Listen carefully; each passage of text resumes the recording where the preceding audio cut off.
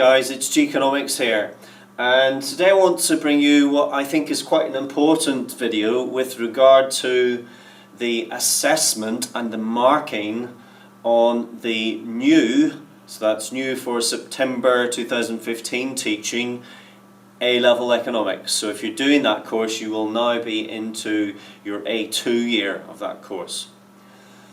So I want to just go through and explain to you how a discussion question would be assessed in this particular specification. Now, first things first, on the new specification, it's not referred to as discussion. The key word discuss doesn't really appear. It's been replaced by the word evaluate. So I'm going to be talking here about how to answer an evaluate question, because that's the key word in the terminology which is now being used in this new specification. So what I'd like to do is to go through the writing frame, which I always recommend to my students and recommended to them when they were answering discussion questions on the old spec. Now those of you who are currently doing your A-levels, you'll probably maybe still be using a similar framework because you won't be moved on to new specs yet. And if you maybe think back to your GCSEs, you might have used something like this and come across this. So I hope that you'll maybe remember this. This is the hierarchy. And this is the way in which marks were awarded on the old specification through the levels, level 1, level 2, level 3, level 4. And so to get to the very top marks, you had to climb through each of these levels, and you had to really meet the criteria in each level in order to get the very best marks. You'll remember, I'm sure, that level 1 was basic knowledge and understanding, level 2 was application, level 3 was analysis, and level 4 was evaluation. Now the writing frame, which I always used to tell my students to live by and to create their answers by, was as follows. First of all, for level 1, I always used to say to them, read the question, underline the key words in the question, and then define any key terms in the question. Fairly straightforward and can be done in 2 or 3 lines usually. Level 2, basic application. Now that's really just to give a basic explanation as to what the question is getting at. And again, that can be quite limited, quite brief. Again, 2, 3 lines, something like that, to get into that area. Next, level 3, and this is where we really start to sort the men from the boys, the wheat from the chaff in that respect. So I always used to say, when it comes to analysis, economics, answers and essays, if you do not have a diagram in them, there's really, generally speaking, often something missing. It's like having fish without chips, ladies and gentlemen. So I always say, where possible, draw a diagram. No, it's not always the case that a diagram is necessary, but generally speaking, it's in economics anyway, it's always possible and appropriate to throw in a diagram and then explain it in full. As you start to explain the diagram, what are you doing? You are analysing. And so when you analyse, be sure to use connectives. So the AD curve shifts to the right because of. This is as a result of, as a consequence of. These are our connective terms. And as you do that, you're then analysing in full. And that, ladies and gentlemen, really starts to make the examiner very, very happy. And to make your examiner even happier, signpost your answer. Now we know that in an evaluate question, discussion is important. So why not start your paragraph of analysis by saying, on the one hand? You're thereby signalling to the examiner, hey, this student knows their onions. They've already started to tell me that they're entering the discussion phase of their answer. So signpost your answer by using phrases such as, on the one hand. Ladies and gentlemen, this will make your examiner so happy.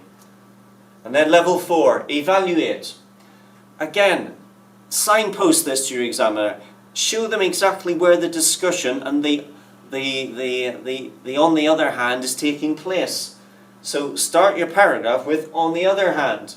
Da da da da da. And then remember at the end to get those very top marks into the top of this hierarchy. Not only do you need to evaluate, you need to then come to a reasoned judgment.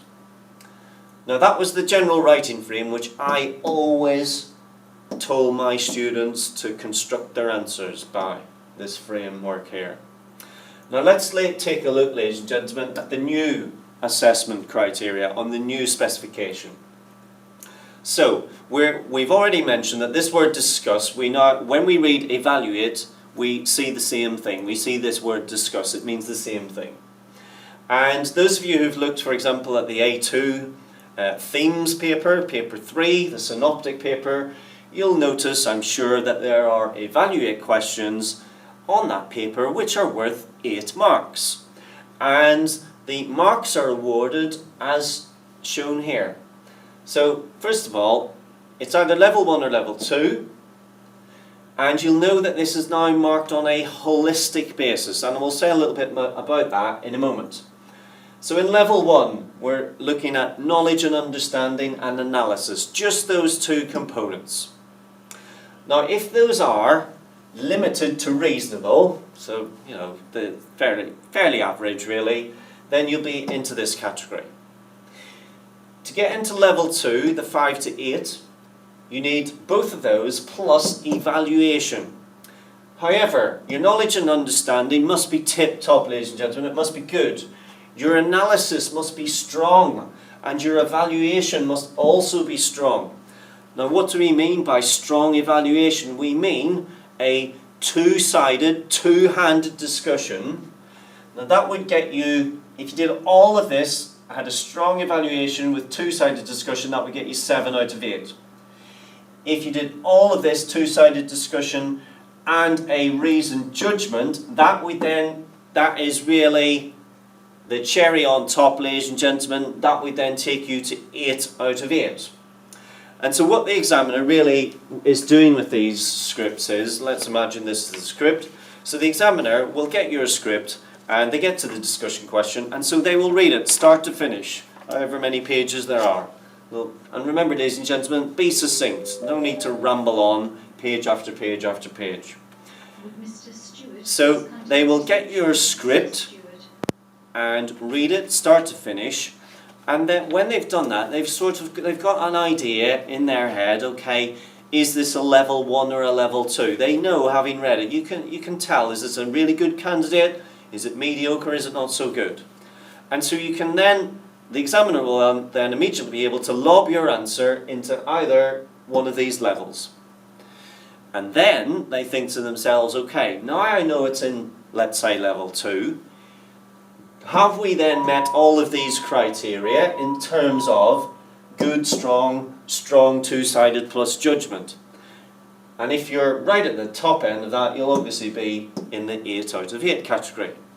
Now, I then say to you, ladies and gentlemen, that the best way still to get 8 out of 8 is still to follow the marking grid, the framework, which we used for the old specification. I think if you still set out your answer like this, you have still a much better chance of getting top marks in the new mark allocation. And so that, ladies and gentlemen, is the way I recommend that you answer the evaluate questions, be it legacy specification or new specification. I'll be interested in your comments and what you think on that, ladies and gentlemen. Have a great half-term holiday, and we'll see you in a week for some more hard work and prep for GCSE and A-level economics. Bye for now.